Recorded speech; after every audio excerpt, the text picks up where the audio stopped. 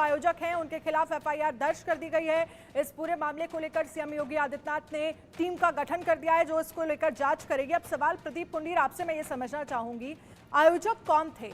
क्या मजिस्ट्रेट को, लोकल प्रशासन को इस बात की जानकारी नहीं थी? वहां पर इतना बड़ा सत्संग हो रहा है, 20,000 लोग इकट्ठा हो रहे हैं, उनके वहां पर एंट्री करने की, एग्जिट करने की पूरी व्यवस्था होनी चाहिए। आसपास हम देख रहे हैं खेत का इलाका है, पंडाल भी पूरी तरह से हटा दिया गया है। पंडाल का अगर स्ट्रक्चर बना होता तो उससे जांच वाली टीम ये समझ पाती कि किस तरह की व्यवस्थाएं वहां पर की गई, आखिर इतनी बड़ी घटना कैसे घट गई। क्योंकि जब आप पंडाल में एंट्री करते हैं तो बड़ा एंट्रेंस होता है, एग्जिट करने में छोटी बताया जा रहा है कि काफी सकरा था गेट, जिसके बाद एक के ऊपर एक लोग चढ़ते चले गए और कई महिलाओं की मौत सिर्फ और सिर्फ दम घटने की वजह से हो गई। बिल्कुल, जिस तरह के आयोजन भोले बाबा के कार्यक्रम में होते हैं, तमाम जो उनके अनुयायी है कुछ दिन पहले वहां पहुंचते हैं, बाकायदा जो आसपास की मिट्टी होती है उसको दबाते हैं और दबाने के बाद में स्वयं सारी व्यवस्था करते हैं। हालांकि प्रशासन से इनको परमिशन लेना इसलिए आवश्यक होता है कि इतने बड़े कार्यक्रम में इतने सारे लोग पहुंचते हैं तो उनकी जो सुरक्षा की जिम्मेदारी कहीं ना कहीं पुलिस और प्रशासन की होती है। लेकिन जिस तरीके से यहाँ देखने को मिला कि सुरक्षा के नाम पर वहाँ कोई अभी जानकारी नहीं मिल पा रही है कि वाकई में जो परमिशन थी उनके पास थी या नहीं थी। लेकिन हाँ, प्रशासन को खुद ही ये सोचना चाहिए, अपने स्तर से फैसला लेना चाहिए कि इतनी सारी जानें, जो कि तकरीबन 20,000 के आसपास लोग वहाँ पहुंचे और वो भी तब जबकि उमस है, गर्मी है और बरसात का मौसम भी है।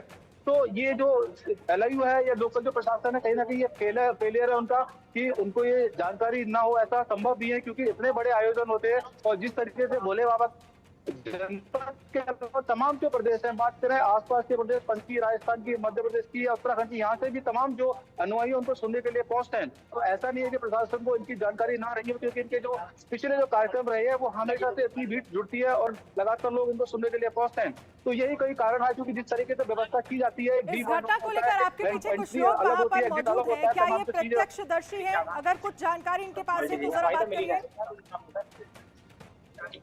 बिल्कुल, पीछे की तस्वीरें मैं आपको दिखाना नहीं चाहता क्योंकि पीछे जो करुण क्रंदन चल रहा है, तमाम जो डेड बॉडीज है वो रखी हुई है, उनके परिजन वहां पहुंच रहे हैं। और जो लोग यहाँ पर आपको दिखाई पड़ रहे हैं मेरे पीछे, ये लोग यहाँ के लोकल के लोग हैं, प्रत्यक्षदर्शी हैं या नहीं, इससे बातचीत कर लेते हैं।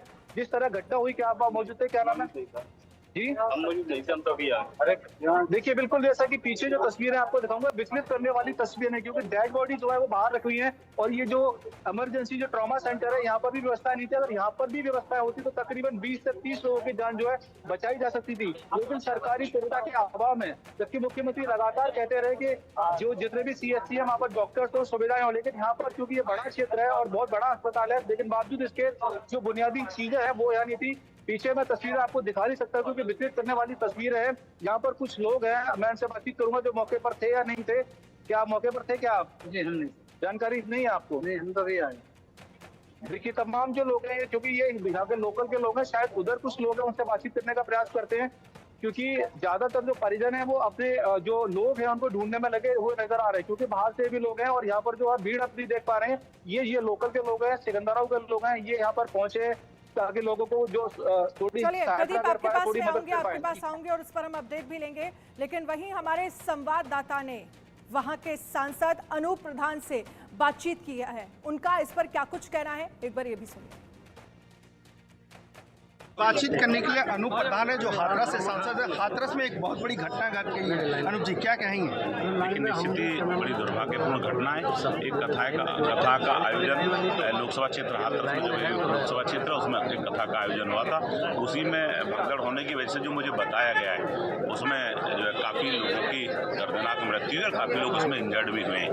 तो अभी मैं भी सदन के अंदर ही था, वहीं प्रधानमंत्री जी ने जब बोला तो मैं बाहर निकल कर डीएम और एसएसपी से बात हुई है तो कोई एग्जैक्ट फिगर नहीं है, लेकिन राहत और बचाव के कार्य चल रहे हैं। अधिकारियों से क्या बातचीत हुई और किन किन अस्पताल में उनको भर्ती कराया गया घायलों? देखिए, वहीं के पड़ोस में जो मुझे बताया गया है कि एएमयू वहीं पड़ोस में ही है और हमारे कई जनपदीय स्तर के अस्पताल हैं, उनमें उनके राहत और बचाव उपचार चल रहा है।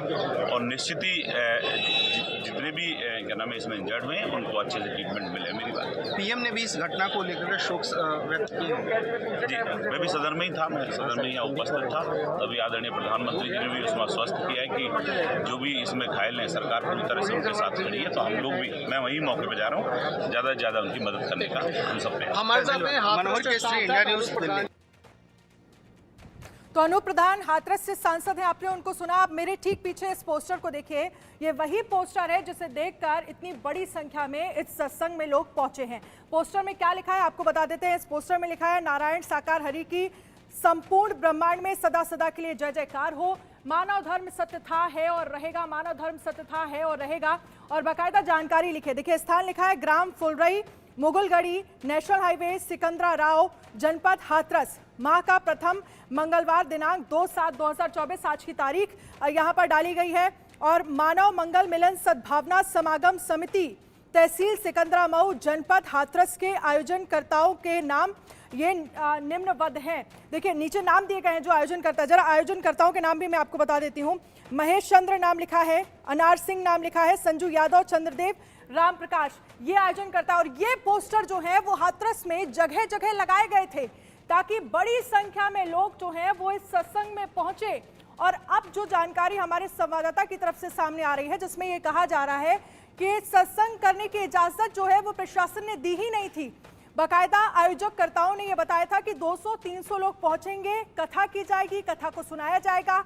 लेकिन अब जो स्थितियां सामने आ रही हैं उसमें यह कहा जा रहा है कि 20,000 लोगों की वहां पर भीड़ इकट्ठा हो गई और किसी को इस बात की जानकारी नहीं है। ये पोस्टर हम आपको दिखा रहे हैं और यही पोस्टर जो है वो हाथरस में जगह जगह लगाए गए थे ताकि जो ये कह सकते हैं कि नारायण साकार हरि के समर्थक हैं, जो फॉलोवर्स हैं, वो बड़ी संख्या में इस सत्संग में पहुंचे। हुआ भी वही, बड़ी संख्या में लोग पहुंचे। 20,000 से ज्यादा लोगों के पहुंचने की बात कही जा रही है।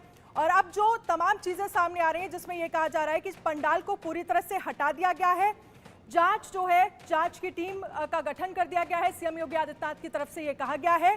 जांच के आदेश दिए गए हैं, 2 मंत्रियों को वहां पर पहुंचने के निर्देश दिए गए हैं। साथ ही प्रशासन के तमाम अधिकारियों को भी वहां पहुंचने की जानकारी जो है वो मिल रही है। साथ ही आसपास के जो हॉस्पिटल्स हैं उन्हें अलर्ट मोड पर रखा गया है। जो भी घायल वहां पर पहुंचाए जा रहे हैं उनका तुरंत इलाज करने के लिए निर्देश जो हैं वो दिए गए हैं। लेकिन इन सब के बीच सवाल ये भी खड़ा हो रहा है कि जब इतनी बड़ी संख्या में लोग घायल हो गए तो मौके पर वहां पर एम्बुलेंस तक जो है वो नहीं पहुंची। लोगों को ऑटो से, टेम्पो से लेकर डेड बॉडी, जो लोग घायल हुए और कुछ मृतकों को लेकर जो है वो पहुंचाया गया हॉस्पिटल। ये स्थितियां जो हैं और ये एक बहुत बड़ी लापरवाही है प्रशासन की तरफ से।